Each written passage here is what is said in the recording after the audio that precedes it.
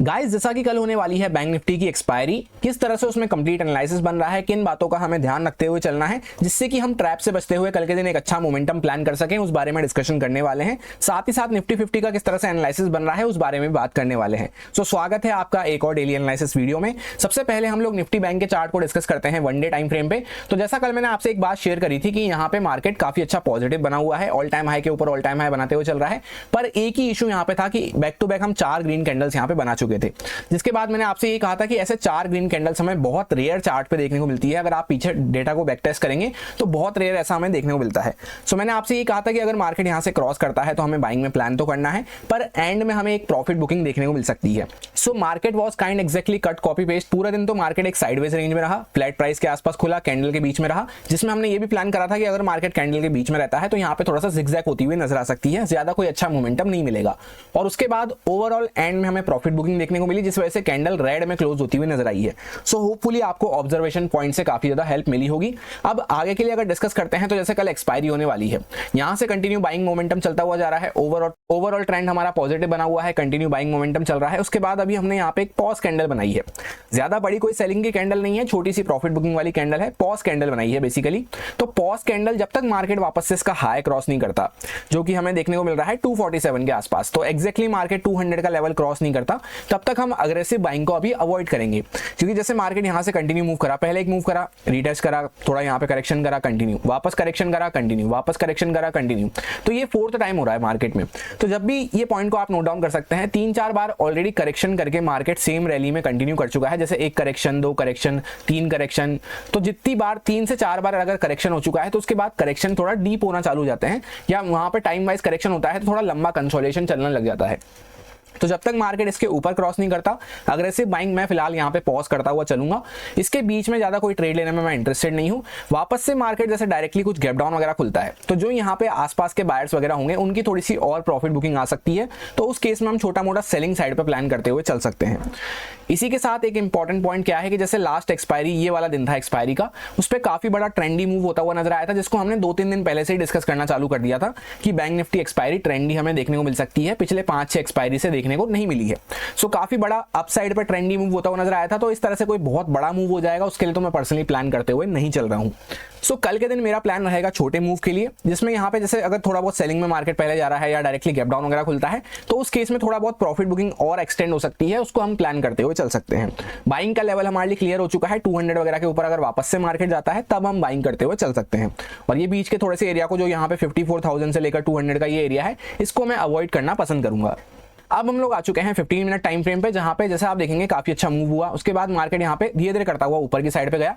अभी मार्केट में ये जो हाई लगा हुआ था, आज के दिन मार्केट फ्लैट खुला, और फ्लैट और गैप अप के केस में हमने बाइंग साइड पे प्लान डिस्कस करा था। और फ्लैट में मैंने आपसे ये कहा था कि जैसे एक दिन पहले मार्केट थोड़ा सा नीचे गया और वापस से ऊपर आया, इस चीज के लिए बस हमें प्लान नहीं रखना है। अगर मार्केट फ्लैट खुल के कंटिन्यू ऊपर निकल रहा है तभी हमें बाय करते हुए चलना है। अगर मार्केट फ्लैट खुल के नीचे चल जाएगा तब तो हमें थोड़ा वेट करना पड़ेगा, क्योंकि हम इस तरह से प्लान नहीं रख सकते कि एक दिन पहले भी मार्केट फ्लैट खुल के नीचे गया, कंटिन्यू ऊपर हाई को ब्रेकआउट करा तो कंटिन्यू जाता रहा। इसलिए आप देखेंगे तो यहाँ पे मार्केट हाई को ही ब्रेकआउट नहीं कर पाया, फ्लैट खुल के नीचे गया, प्रोबेबिलिटी ब्रेक होती हुई नजर आई, हाई को ब्रेकआउट नहीं करा, वापस से ऊपर आके कहीं ना कहीं पूरा दिन साइडवेज ही रहा, एक रेंज के अंदर में आप देखेंगे तो कहीं भी ब्रेकडाउन नहीं करा। उसके बाद एंड में जब यहाँ पे ऑप्शन सेलर्स वगैरह प्रॉफिट बुक करते हैं, फिर निफ्टी की एक्सपायरी भी थी तो ऑप्शन सेलर्स यहाँ पे कुछ प्रॉफिट बुक वगैरह करे, उस केस में यहाँ पे आप देखेंगे तो दिन भर से वैसे भी प्रीमियम डीके होते होते काफी अच्छा प्रॉफिट उनको चल रहा होगा ऑप्शन सेलर्स को। मेंबर्स के साथ तो ये बात भी डिस्कस हुई थी कि ऑप्शंस डेटा हमें ऑप्शन सेलर्स के यहाँ पे साइड पे इंडिकेट कर रहा है, जो भी प्रो ट्रेडर्स हैं, बड़े ट्रेडर्स हैं, वो सब यहाँ पे ऑप्शन सेलिंग करके गए हैं। तो होपफुली मेंबर्स को तो और भी ज्यादा मजा आया होगा। अगर आप लोगों को नहीं पता है मेंबरशिप के बारे में तो ज्वाइन बटन का आपको लिंक मिल जाएगा यहाँ पे डिस्क्रिप्शन में या पिन कमेंट में, उस पर आप क्लिक करके चेकआउट कर सकते हैं मेंबर्स के बारे में, जिसमें आपको ऑप्शंस डेटा के इनसाइट मिलते रहेंगे और प्रायोरिटी बेसिस पे आपको रिप्लाई मिलते रहेंगे अगर आप एडवांस वाली मेंबरशिप को लेते हैं तो जैसा हमने मेंबर्स के साथ डिस्कस किया था कि यहाँ पे ऑप्शन सेलर्स थोड़ा सा ऑप्शन सेलिंग करते हुए नजर आए हैं, बड़े प्लेयर्स वगैरह, और रिटेलर्स ऑप्शन बाइंग करते हुए नजर आए हैं, तो ज्यादा मोमेंटम का स्कोप नहीं है। मैंने आपसे क्लियर कट कहा था, फिर निफ्टी की एक्सपायरी भी होने वाली है, ज्यादा ओवरडू करने का आज के दिन नहीं था। सो यहाँ पे आप देखेंगे तो मार्केट एंड में क्या हुआ, जब ऑप्शन सेलर्स प्रॉफिट बुक करते हैं, अच्छा खासा प्रॉफिट हो गया दिन भर, यहाँ पे प्रीमियम गल के, कॉल भी गल गए, पुट भी गल गए। उसके बाद एंड में हमें एक स्पाइक देखने को मिला। इस स्पाइक को कहा जाता है फ्रीक ट्रेड। कभी डिटेल में मैं आपको इसको फ्रीक ट्रेड के ऊपर एक वीडियो बना के शेयर करूंगा जिसमें काफी नॉलेज आपको मिलेगी। कुछ सालों पहले ये काफी ज्यादा हमें देखने को मिलता था। फ्रीक ट्रेड बोलते हैं इसको। एक स्पाइक मारा मार्केट ने और इमीडिएटली मार्केट नीचे आ गया। तो इससे क्या हुआ, यहाँ पे जो लोग भी यहाँ पे अपने स्टॉप लॉस वगैरह रख के बैठे थे, उन सबके स्टॉप लॉस एक तरह से मार्केट ने लिक्विडिटी स्वीप करी। यहाँ पे लिक्विडिटी स्वीप का कंसेप्ट लगता हुआ नजर आया। क्या होती है liquidity SVEEP? Smart money concept में काफी डिटेल में मैंने आपको समझाया है। जिनको नहीं पता है, मेन वाले लर्निंग वाले चैनल पे वो वीडियो पड़ी हुई है लिक्विडिटी स्वीप के ऊपर। सो यहाँ पे एक फ्रीक ट्रेड हमें देखने को मिली जिस वजह से लिक्विडिटी स्वीप होती हुई नजर आई। उसके बाद जाके मार्केट सेलिंग में आया है। सो पहले जो हमारा इंपॉर्टेंट रेजिस्टेंस बना हुआ था, क्या बना हुआ था? 200 का लेवल। इसको मार्केट ने कुछ पॉइंट से एक स्पाइक मार के यहाँ पे टेकआउट करा, वापस नीचे आ गया। तो अगर मार्केट जब वापस इसके ऊपर जाता है तभी हम बाइंग करते हुए चलेंगे। काफी डिटेल में मैंने आपको डेली टाइम फ्रेम में भी समझा दिया, कुछ और अदर फैक्टर्स के साथ भी। और यहाँ पे भी जैसे मार्केट एक बार इसको ब्रेकआउट करके नीचे आ चुका है, तो वापस से जब ब्रेकआउट करता है तो वापस से यहाँ पे हमें कंटिन्यू मूव हो सकता है देखने को मिले, तो उस केस में हम बाइंग करते हुए चलेंगे। उसके बाद जैसे मार्केट ने यहाँ पे लिक्विडिटी क्लियर करके वापस से मार्केट सेलिंग में आया है, तो डायरेक्टली अगर कुछ गैप डाउन वगैरह खुलता है, उस केस में क्या होगा, यहाँ पे ये जो बायर्स वगैरह बैठे हैं, ये जो बायर्स वगैरह अभी भी होल्ड कर रहे होंगे, इनके ऊपर थोड़ा सा खतरा बढ़ सकता है। तो उस केस में भी हम थोड़ा सा सेलिंग में प्लान करते हुए चल सकते हैं। मॉर्निंग में छोटा मोटा मोमेंटम अच्छे से ट्रेल करते हुए, क्वांटिटी रहेगी 25%। इस बात का ध्यान रखना है क्योंकि अगेंस्ट द ट्रेंड जब भी हम चल रहे होते हैं तो कहीं से भी यहाँ पर जैसे हर लेवल के आसपास से सपोर्ट देने आते हैं बायर्स, तो कहीं से भी वापस से बाइंग होती हुई नजर आ सकती है। तो छोटा मोटा गैप डाउन वगैरह खुलता है यहाँ कहीं पे, उसके केस में अगर 800 वगैरह के लेवल के नीचे जा रहा है तो हम थोड़ा सा सेलिंग में प्लान करते हुए चल सकते हैं। इसी के साथ कल मैंने आपसे एक बात और शेयर करी थी कि यहाँ पे 880 से लेकर 920 ये हमारा इंपॉर्टेंट सपोर्ट का जोन है। जब इसके नीचे मार्केट जाएगा तभी हमें कुछ अग्रेसिव प्रॉफिट बुकिंग देखने को मिल पाएगी। सो आज का अगर आप लो चेकआउट करेंगे एग्जैक्टली, तो लो हमें देखने को मिल रहा है 904 का। डॉट मार्केट ने उसी जोन के आसपास लो लगा के यहाँ पे थोड़ा सा ऊपर आके क्लोज किया है। पूरे दिन भर तो मार्केट ने जो लो लगाया वो 944 का हमें देखने को मिल रहा था। मार्केट उसी जोन के ऊपर से आ गया था और अभी भी मार्केट उसी जोन पे सपोर्ट लेके वापस से ऊपर गया है। तो अब डायरेक्टली अगर इसके नीचे खुल जाता है तो कुछ और बायर्स की पोजीशन कवर होना चालू हो सकती है। यही पॉइंट मैं आपको एक्सप्लेन कर रहा हूँ। थोड़ा बीच में मार्केट खुलेगा यहाँ कहीं पे हल्का फुल्का ऊपर नीचे, तो यहाँ पे मैं ट्रेड लेने में इंटरेस्टेड नहीं हूँ। कोई मेरा यहाँ पे प्लान नहीं है। ऐसा क्यों है? क्योंकि एक तो मार्केट यहाँ पे पूरा जिगजैग बना हुआ है। एंड में भी आप देखेंगे तो एक स्पाइक ऊपर मारा फिर नीचे मारा, तो जिगजैग बना हुआ है। 54,000 का साइकोलॉजिकल लेवल भी साथ में आ रहा है। तो यहाँ पे मैं कुछ भी प्लान करने में इंटरेस्टेड नहीं हूँ। बाइंग का लेवल मैंने आपसे समझा दिया है, 200 वगैरह के ऊपर हम बाइंग करते हुए कंटिन्यू चल सकते हैं क्योंकि एक बार ऑलरेडी यहाँ पे ब्रेकआउट फेलियर हो चुका है।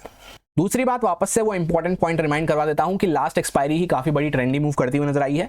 तो ऑप्शन सेलर्स के लिए ज्यादा बेनिफिशियल एक्सपायरी हो सकती है। उस केस में क्वांटिटी अपने हिसाब से मैनेज करते हुए हम चल सकते हैं। मैंने अपनी कंडीशन और अपने प्लान आपसे शेयर कर दिए हैं और क्वांटिटी वगैरह बता दी है कैसे मैं क्वांटिटी को अपने मैनेज करने वाला हूं।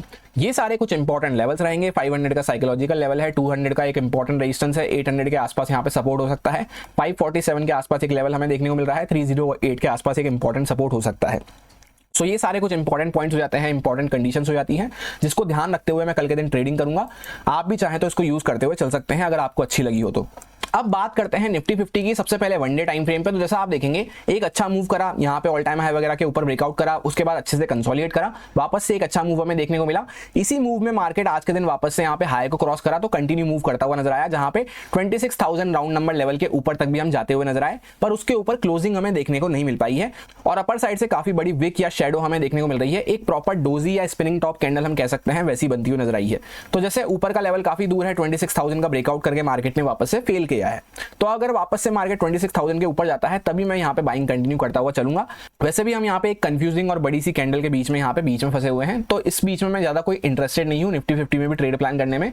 और जैसा मैंने आपसे बैंक निफ्टी में कहा कि अगर फ्लैट प्राइस के आसपास मार्केट खुल जाता है, सेम यहाँ पे भी वैसा रहेगा। फ्लैट प्राइस के आसपास मार्केट थोड़ा सा कंफ्यूज बना हुआ है क्योंकि ऊपर गया तो ब्रेकआउट फेल करके वापस से नीचे आ गया। अब अगर दोबारा क्रॉस करेगा तभी हम बाइंग करते हुए चल सकते हैं।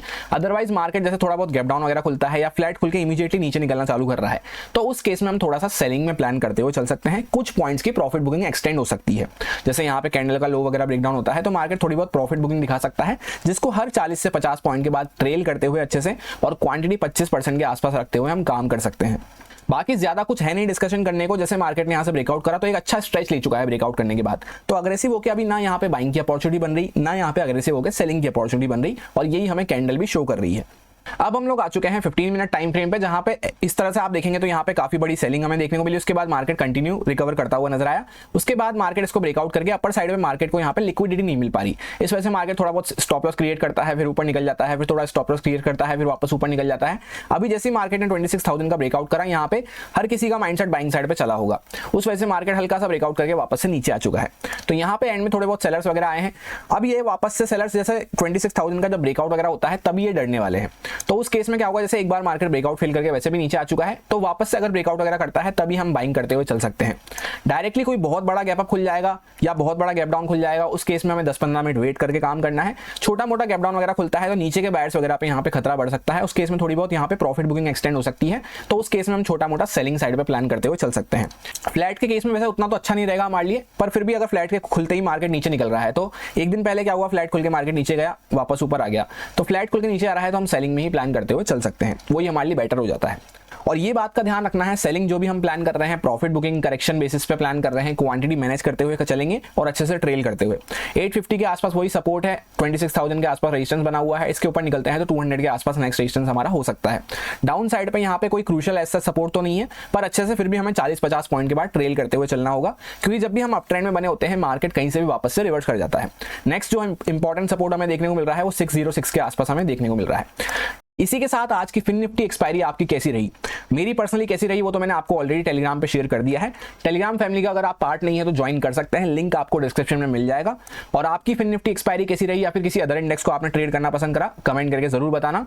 यही मेरा सिंपल सा एनालिसिस बन रहा था दोनों इंडेक्सेस में, जो आपके साथ प्योरली एजुकेशन एक्सपीरियंस पर्पस से शेयर किया गया है, सारे लॉजिक्स एंड रीजंस को एक्सप्लेन करते हुए।